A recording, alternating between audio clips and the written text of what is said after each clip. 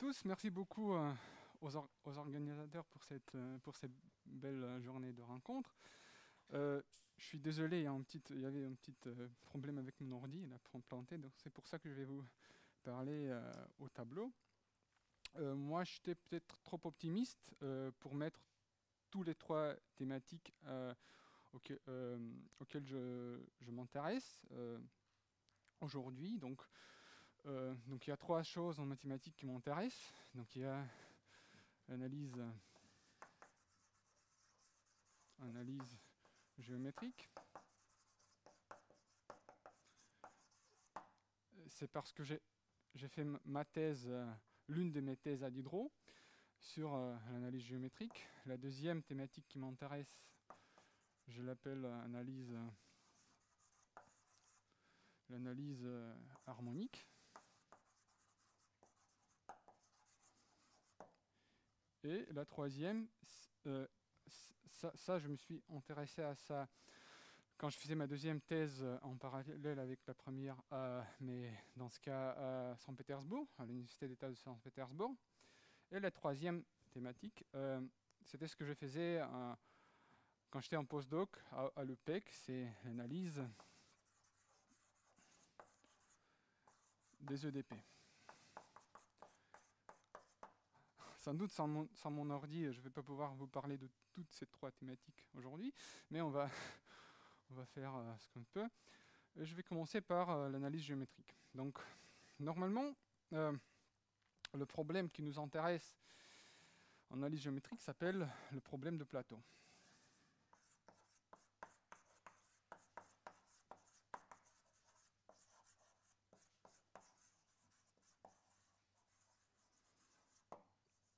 De Plateau.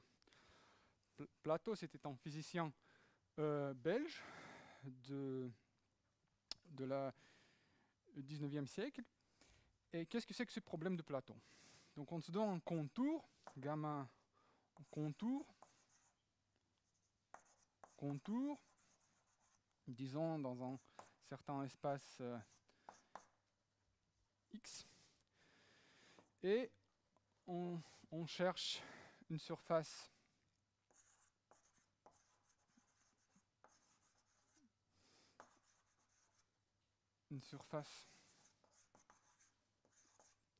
S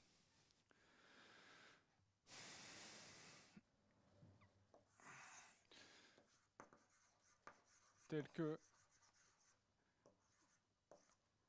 le bord de cette surface coïncide avec gamma et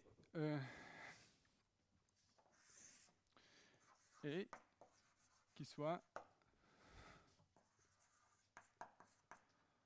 de l'air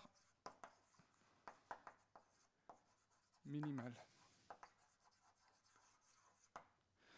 Donc dans cette phrase, il y a trois choses. Il y a trois mots qui nécessitent une explication. D'abord, qu'est-ce que c'est qu'un contour? Qu'est-ce que c'est qu'une surface? Et qu'est-ce que c'est que l'air?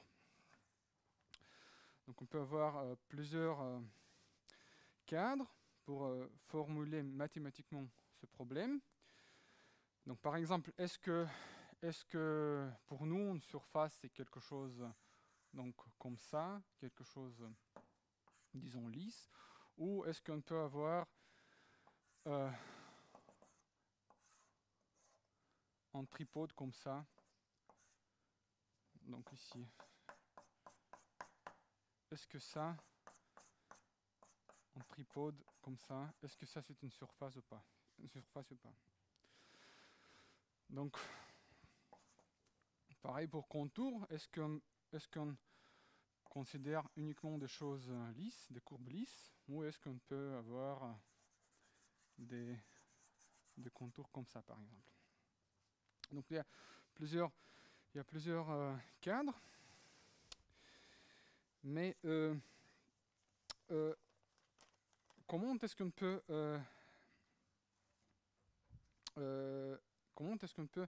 démontrer mathématiquement, comment est-ce qu'on peut résoudre mathématiquement ce problème?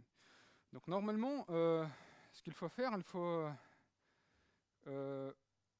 considérer un ensemble assez vaste des surfaces, et puis démontrer dans ce cadre fixe l'existence d'une surface minimisante qui minimise l'air, et puis après démontrer la régularité. Donc il y a deux choses à démontrer. La première, c'est l'existence, et la deuxième, c'est la régularité de la surface minimisante.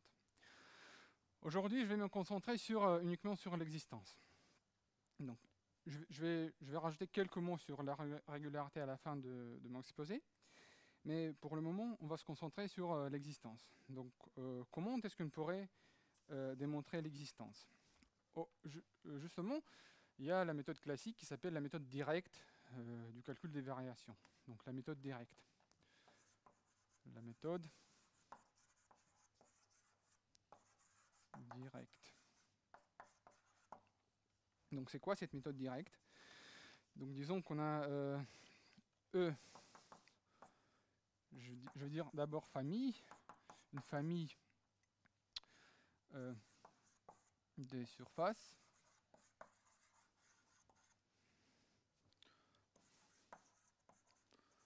dans une classe admissible, c'est-à-dire ayant une certaine régularité.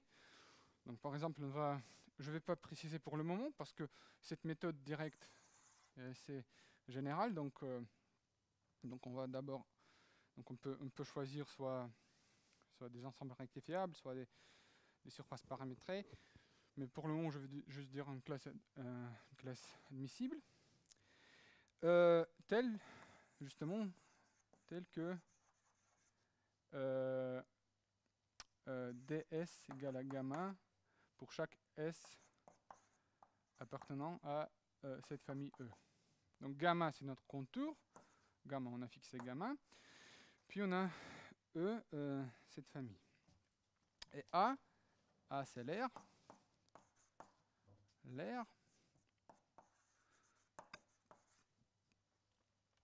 Ou ça peut être pas exactement l'air, ça peut être notre fonction définie sur cette famille. Et bien évidemment, on suppose que M, qui est l'enf de A de S dans S, est fini. Donc on suppose que l'enf A là est fini. Donc si l'enf est fini, alors il existe une suite minimisante. Donc il existe une suite minimisante Sn telle que l'aire de Sn est inférieur ou égal à m, l'enf qui est là, plus 1 sur n. Donc comme c'est l'enf, il existe une suite minimisante que je vais appeler Sn. Puis c'est quoi l'idée après? Donc si on avait deux choses, si on avait juste deux choses, la première c'est la compacité. La compacité de cet espace E. Si on a la compacité, alors c'est une suite. Enfin, normalement, si cette fonction A, si elle est suffisamment, si elle se comporte suffisamment bien, alors cette suite minimisante est bornée, elle-même bornée. Donc ça s'appelle coercivité. Donc on suppose que notre RA est coercive. Alors cette suite Sn, elle est bornée, et la compacité nous dit qu'il existe une sous-suite, il existe une sous-suite S nk qui tend vers une certaine surface S qui est dans la même famille E. Hein? Donc il existe une sous-suite qui converge. C'est la compacité. Et la deuxième chose qu'il nous faut pour faire marcher cette méthode directe, c'est la semi-continuité inférieure. Donc la semi-continuité inférieure.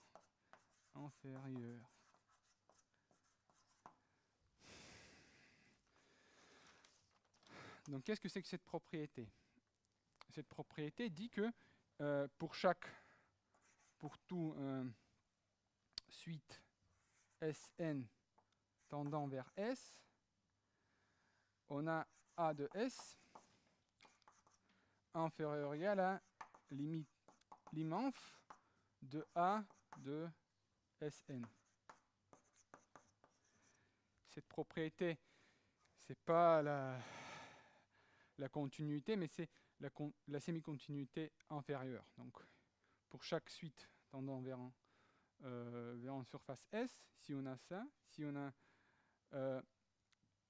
l'aire de la limite inférieure ou égale à l'immense des R, alors on dit que A est, donc par la définition, ceci signifie que A est semi-continu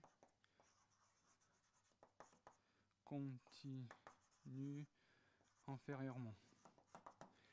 Donc,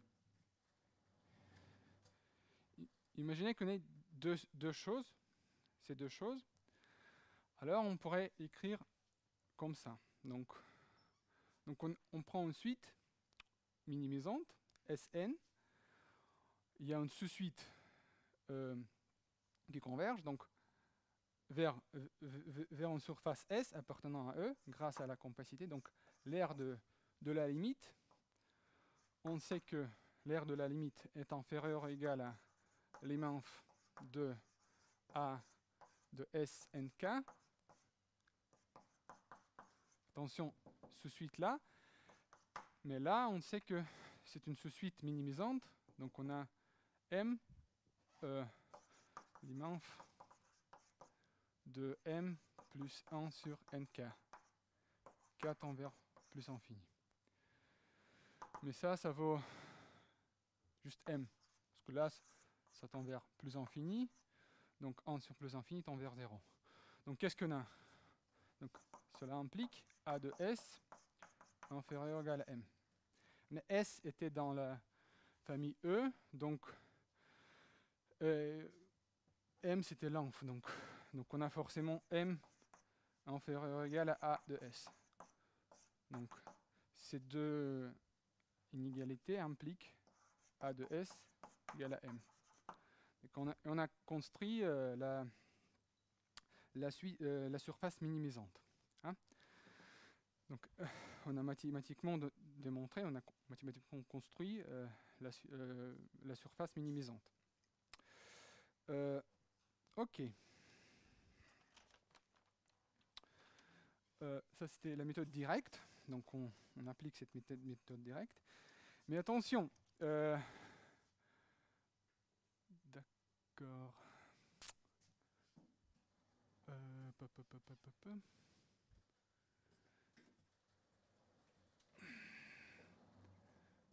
Mais attention, parfois, des choses désagréables arrivent. Donc on peut avoir un problème comme ça.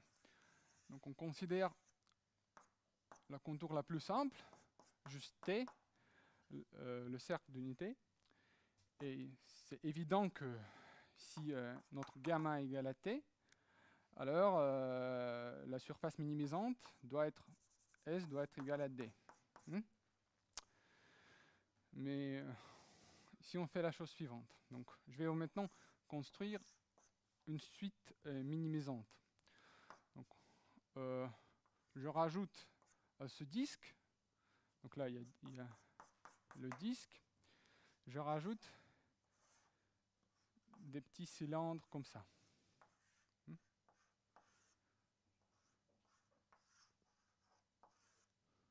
Etc.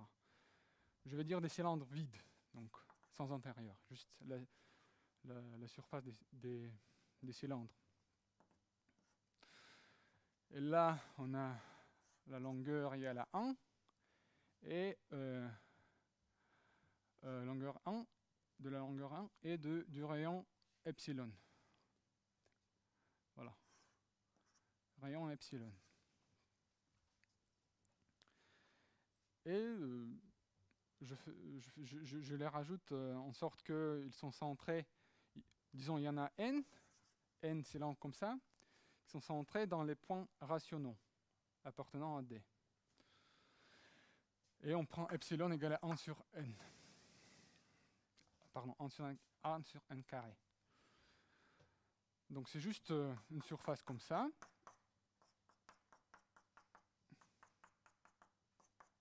Donc on a le disque au-dessous, et puis des superficies des cylindres.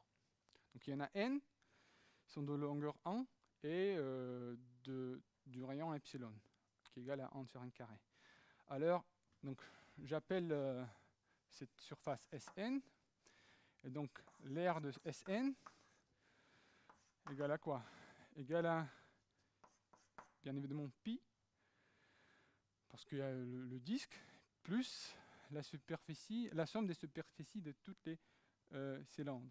Donc ça fait n fois, il y en a n fois 1 fois 2 pi epsilon.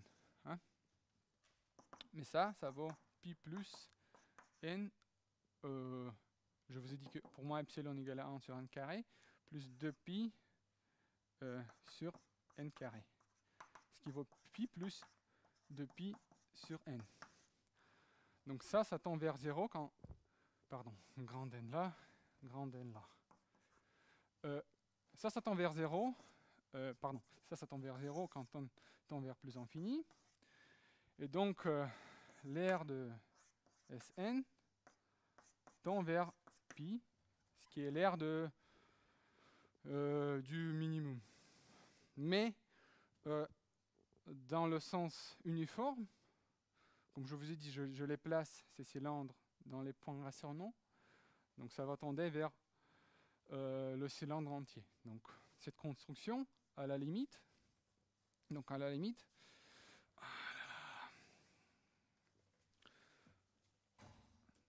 est-ce que ça marche?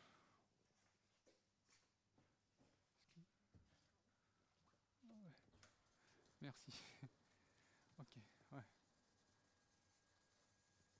Ok, merci beaucoup. Parfait, merci.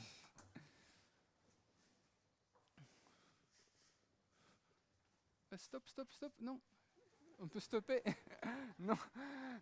Faut que ce soit un peu plus bas. Merci, je suis désolé.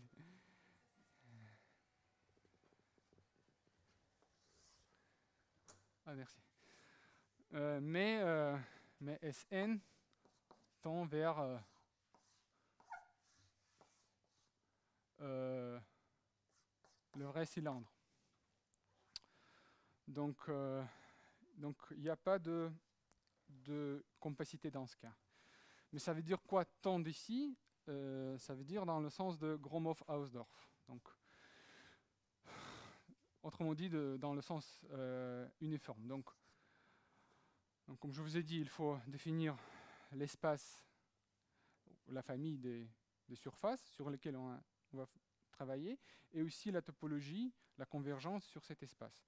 Donc dans ce cas, je vous parle de la convergence dans le sens de Gromov-Hausdorff. Des Gromov-Hausdorff, entre A et B, c'est juste inf de epsilon, tel que le voisinage epsilon de A contient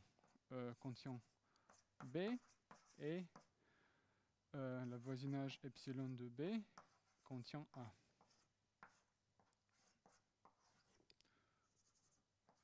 Voilà. Donc c'est la distance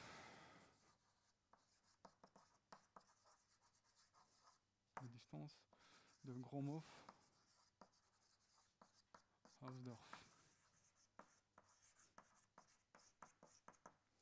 Voilà, dans ce sens-là, donc Gromov-Hausdorff, on va tendre vers le cylindre, le vrai cylindre avec l'intérieur.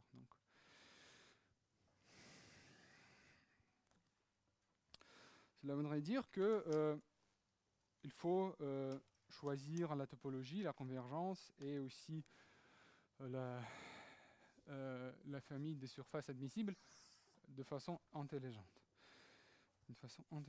Maintenant, je vais vous, tout à la fin, parler de la cadre dans laquelle j'ai travaillé, moi.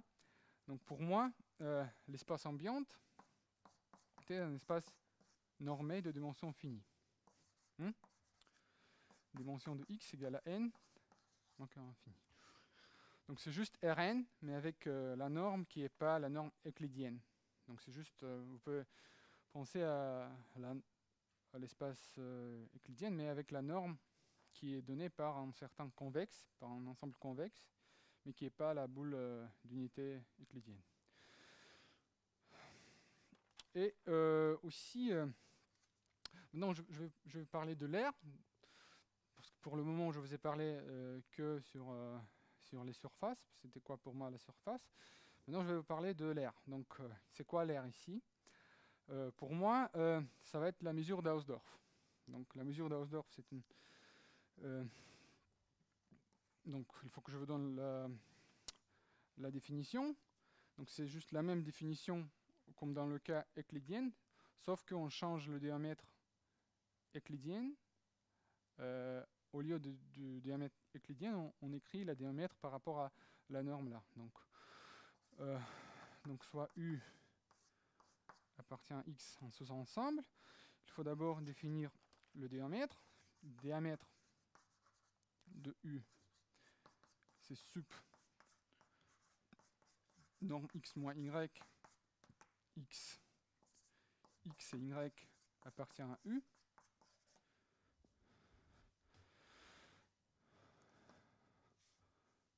Mais la norme, attention, c'est pas la norme euclidienne, c'est la norme qui est là. Donc ça, c'est le diamètre. D'abord ça. Ensuite, la prémesure d'Hausdorff. Donc soit S en sous-ensemble, delta positif et D entre 1 et N. Donc je définis la prémesure d'Hausdorff de la façon suivante. Donc c'est 1 lambda des sommes des diamètres des UI à la puissance D, la somme I entre 1 et infini, telle que la réunion de UI contient notre ensemble S. Et la diamètre de chaque UI est plus petite que delta.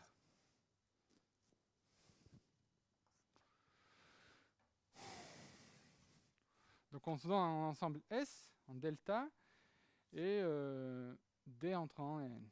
Et la mesure D de Hausdorff, c'est juste l'inf des sommes des diamètres à la puissance D. Et l'inf, c'est par rapport à tous ces recouvrements par des ensembles UI, tels que la réunion de UI contient S et la diamètre de UI est inférieur ou égal à delta.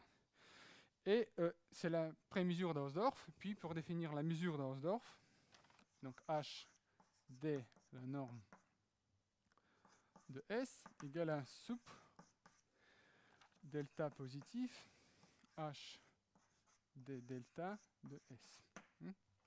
Donc la seule différence entre le cas euclidien, c'est que ici le diamètre est défini par rapport à la norme. C'est pas le diamètre euclidien. Donc autrement dit, on a un ensemble comme ça, disons dans R3, une surface, un morceau de surface, et ce qu'on fait, on couvre par des ensembles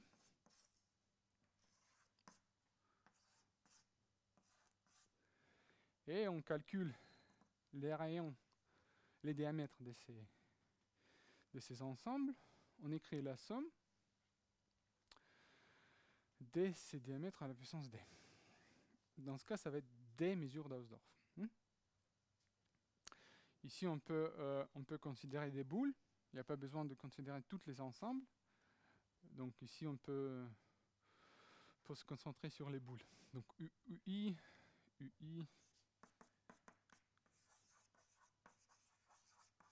Plus généralement, on peut même considérer des ensembles convexes, mais c'est pas très grave. Donc pour moi, l'air sera la mesure d'Hausdorff que je viens de définir. Mais à poids, le poids, ça va être un peu plus tard. Donc je vais parler du poids un petit peu plus tard. Donc c'est l'air pour moi. Et puis, donc, les surfaces pour moi sera les chaînes rectifiables. Donc d'abord, les chaînes polyédriques. Chaînes polyédriques.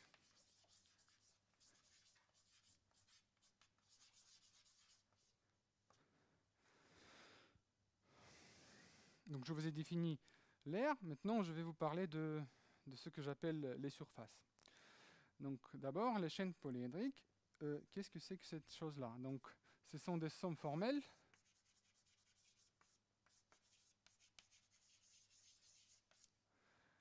Donc on se donne bien sûr en espace. Comme je vous ai dit, pour moi, l'espace ambiant, c'est un espace de dimension finie, un espace normé. Je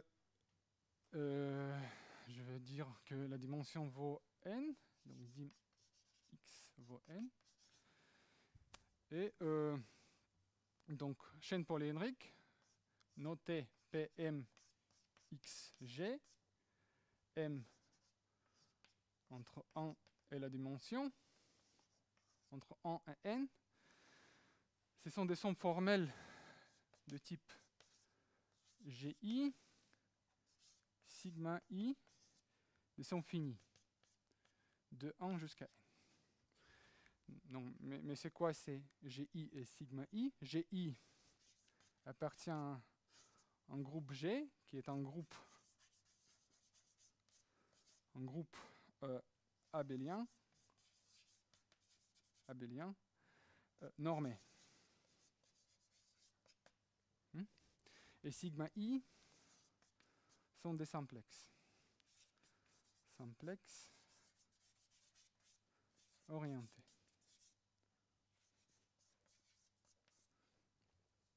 Donc ce sont des sommes formelles.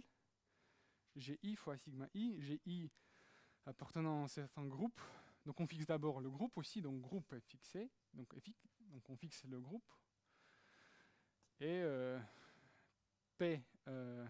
Pxg, ça va être le groupe des chaînes polyédriques. Voilà.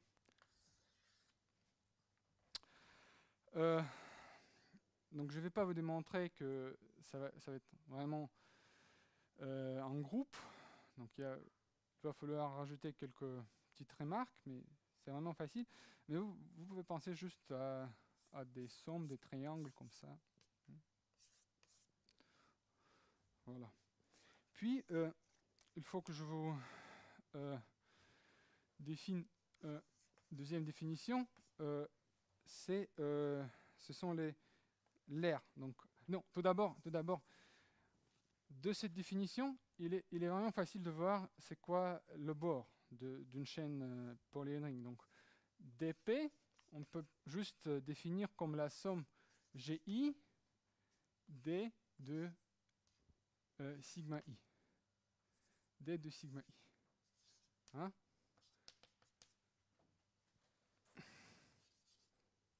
Donc le bord est bien défini là.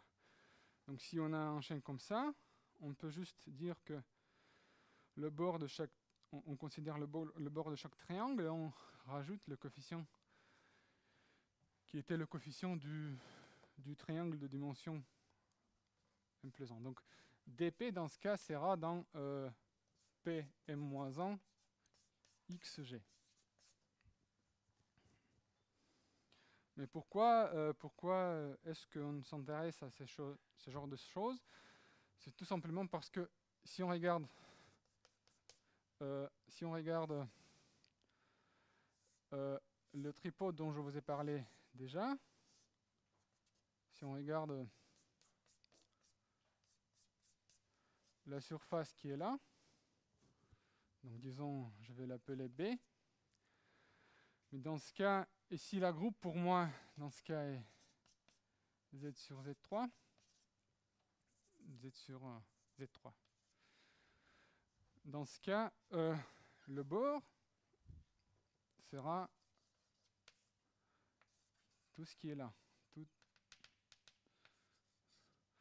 Donc au milieu, j'aurai 3 fois 1. Donc si j'ai 1 là, 1 ici et 1 sur la troisième face, donc si je calcule dB, donc B est juste 3 faces comme ça, donc dB, ça sera juste la partie orange qui est là, j'appelle A. Donc au milieu, j'aurai 3 fois 1, ce qui vaut 0, donc il n'y aura pas de milieu.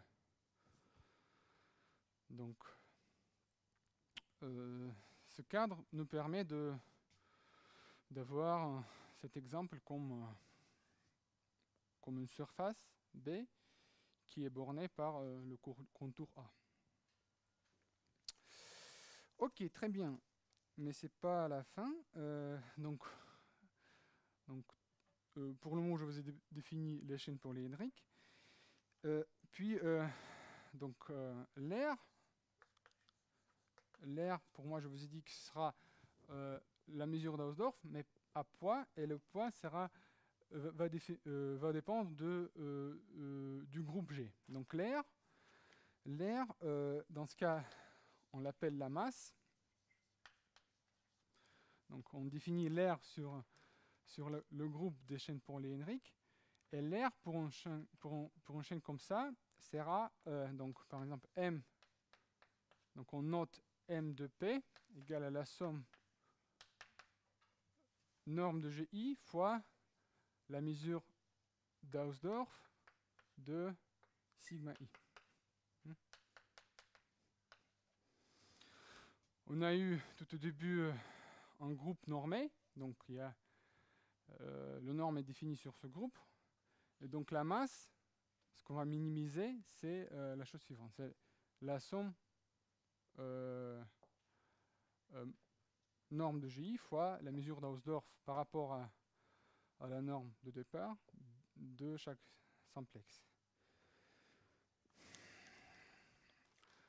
Non, la chose suivante, c'est la topologie.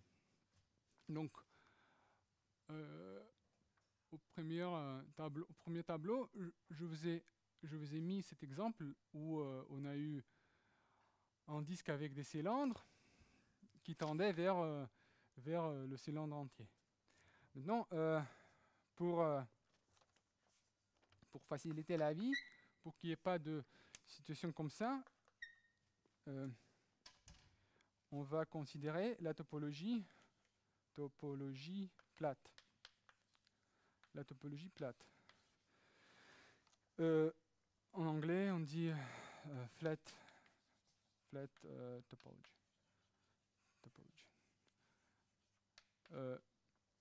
Qui était inventé par Whitney, les années 30. Donc par exemple, si on a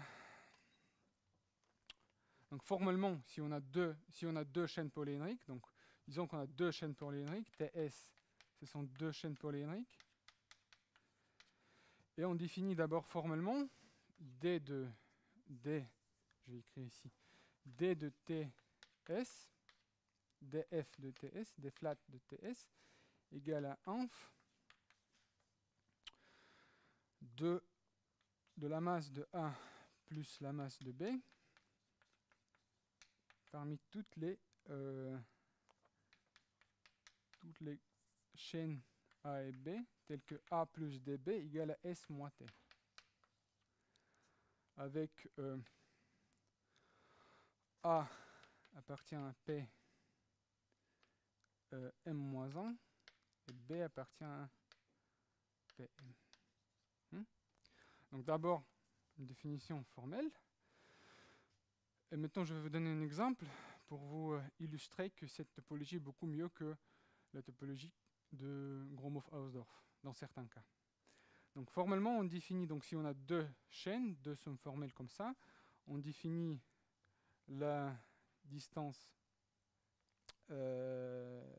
plate comme ça. La masse de A plus la masse de B, parmi toutes les A et B, telles que ça, telles que A plus DB égale à S moins T. Donc en gros, A, donc B de dimension plus, pardon, là il y a M, ici il y a M plus 1. Donc en gros, on prend B de dimension M plus 1 et on calcule son bord, et puis on a aussi A qui est de dimension M. Donc, un petit exemple pour illustrer cette définition.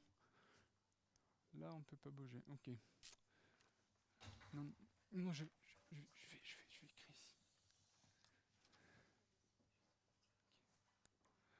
Hein?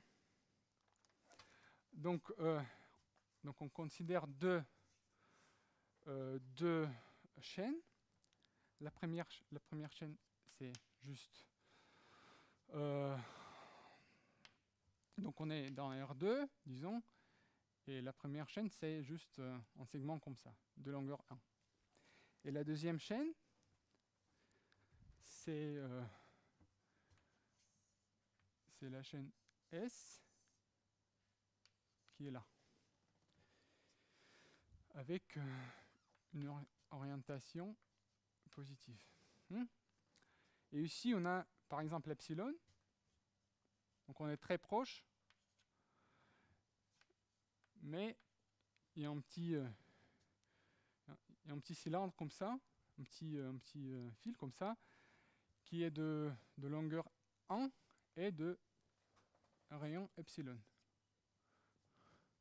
Donc normalement, quand epsilon tend vers 0, donc on sera très proche de... S sera très proche de T, parce que là on a epsilon, ici on a epsilon,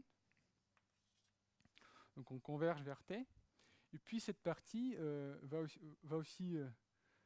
être de plus en plus fin, et à la fin on aura T mais avec un petit fil comme ça.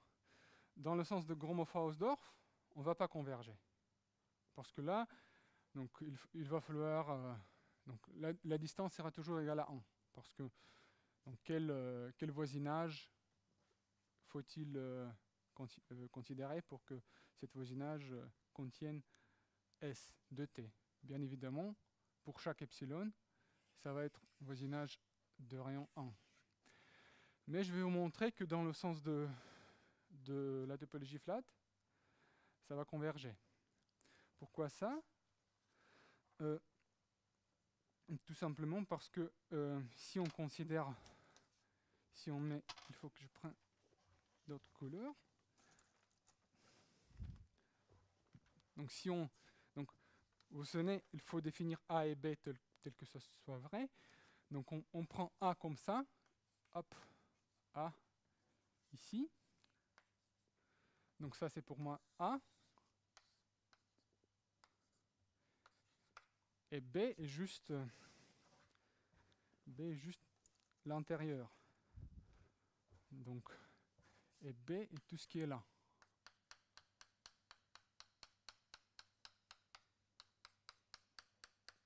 Donc ça c'est B. Donc vous vous souvenez, mon B doit être de dimension M plus 1. Donc ici c'est de dimension 2. Et A c'est de dimension 1, comme T et S. Maintenant on va calculer la masse de A plus la masse de B. Et la masse de A plus la masse de B est petite parce que, vous voyez, donc la masse de A égale à 2 epsilon, et la masse de B égale à epsilon fois 1 plus 1 fois epsilon.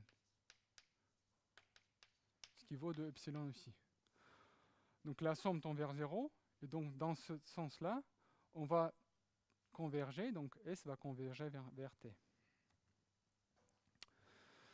Donc il faut, donc c'est une très belle topologie qui s'appelle flat topology. Ok, très bien. Ensuite, il faut que je vois le temps. Ensuite, je vais vous formuler le résultat principal de ma thèse.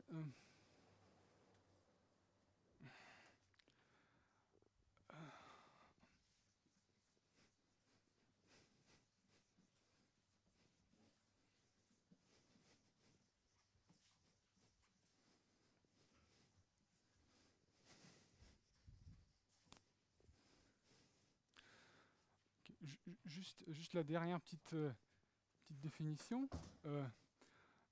Il faut que je vous définisse les chaînes rectifiables. Donc, d'abord les chaînes lipschitziennes. Donc, chaîne lipschitzienne.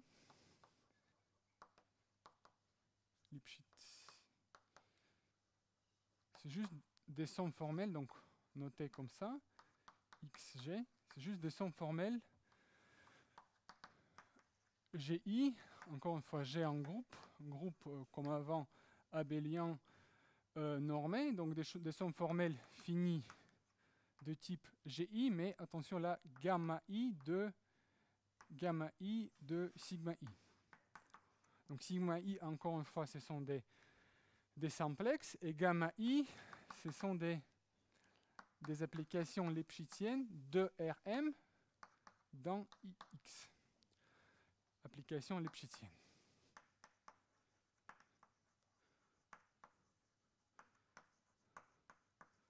Donc, grosso modo, ce sont des sommes formelles des morceaux des graphes des fonctions lipschitziennes, avec des coefficients dans un groupe normé. Donc avant, c'était les sommes des simplex. Ici, ça va être des sommes des surfaces comme ça. Hein? Voilà. Avec des coefficients. Et à la fin, les chaînes rectifiables.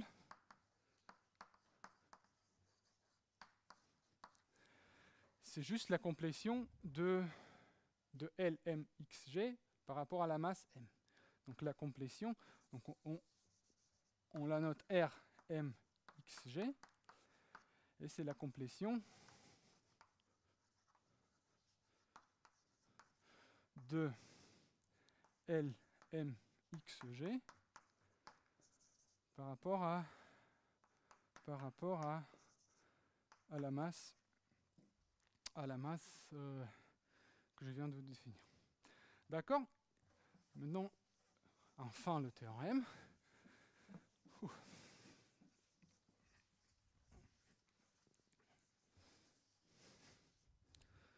Enfin le théorème.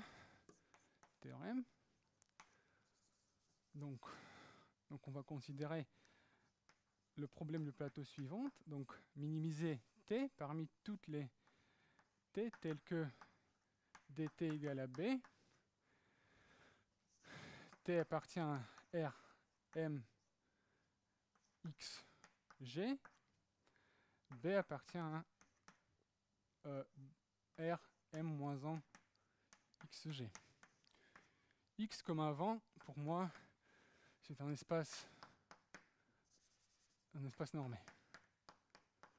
de dimension n.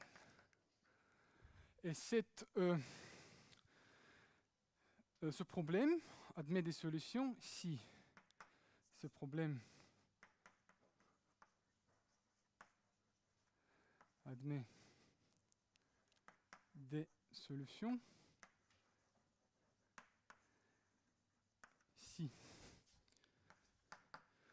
dans les deux cas suivants, si m égale à n-1, c'est-à-dire quand on considère les surfaces de codimension 1, et le deuxième cas, c'est quand m égale à 2, c'est-à-dire quand on considère des surfaces de dimension 2. Donc, ce théorème, moi avec mon directeur de thèse Thierry Despaux,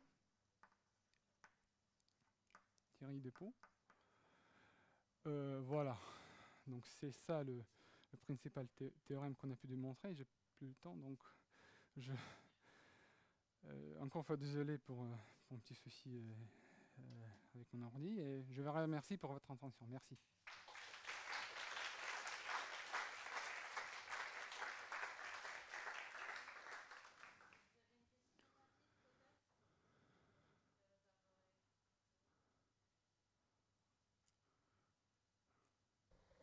Ça marche là? Ok. Pourquoi la topologie plate, c'est mieux que l'autre topologie? Mais là, je vous ai montré que, en fait, dans le sens, ici, vous voyez, dans le sens, c'est plus riche, comment dire. Donc on peut avoir, donc par exemple, ici on considère la topologie de Gromov-Hausdorff, on va pas converger vers donc ces choses oranges. Donc il y en a beaucoup, parce que ici je t'ai tracé qu'une seule, mais il y en a beaucoup, il dépend de epsilon. Ça ne va pas converger vers t, donc ça va être toujours à la distance en de t. Et normalement, on devrait avoir cette suite qui converge vers t. Et cette topologie flat, cette flat topology, permet mathématiquement de raisonner de sorte que cette suite converge vers t qui est le minimum. Mais du coup, ça ne permet pas d'éviter le cylindre?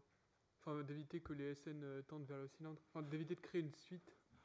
Oui, par exemple, dans le cas des cylindres, quand il y avait beaucoup de cylindres, ça se voit plus facilement. Donc là, j'ai pris une suite minimisante.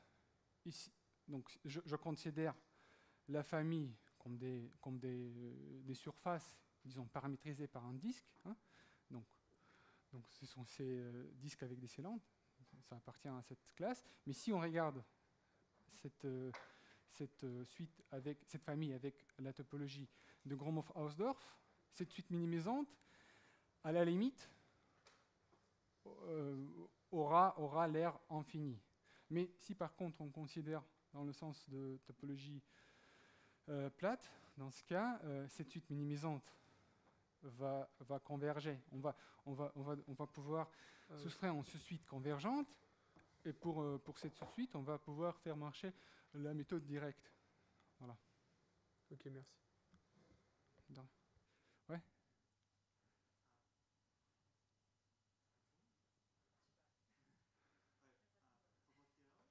Uh-huh.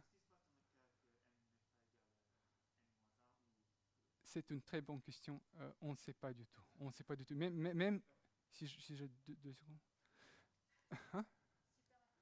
Super rapide. Donc même une question plus facile. Disons, on est dans R5 et on a un sous-ensemble, sous-espace de dimension 3, donc V de dimension 3, dimension V égale à 3, et on regarde la boule de dimension 3 dans cette sous-espace. Et pouvez-vous démontrer que parmi toutes les surfaces ayant le même bord, c'est le minimisateur, que la boule minimise l'air parmi toutes les surfaces, même quand le bord est juste la sphère. Ça, c'est pas connu. À part de cas n égale à 2, m égale à n moins 1. C'est pas connu. Même pour le cas le plus facile, quand le bord est juste la sphère. Même ça, c'est pas connu. Parce que là, cette question a été résolue en 2012 par Bourago-Ivanov. C'était un papier à Ennels. Et là, c'est classique, c'est de Bozeman 49. Mais à part de ces cas, ça s'appelle la conjecture de Bozeman. Démontrer que le disque de dimension M minimise l'air parmi toutes les surfaces ayant le même bord. Dans le cas non euclidien, même dans l'espace de dimension finie, mais c'est pas connu. Merci.